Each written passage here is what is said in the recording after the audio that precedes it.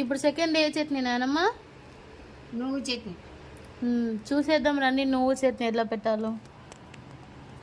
2 గ్లాసుల పచ్చళ్ళు. 2 గ్లాసుల పచ్చళ్ళకి 1 గ్లాసు నువ్వు పొడి. ఆవ పొడి, జీలకర్ర మెంతం పొడి,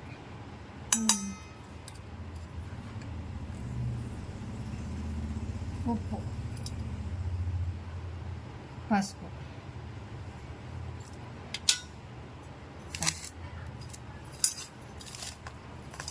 ఇవంతా కలుపుకున్నాక నూనె వేసుకోవాలా? అన్నీ కలుపుకున్నాక నూనె వేసుకోవాలి. నూనె వేయాలి. సగం గ్లాసా 1 గ్లాసా? సగం గ్లాస్.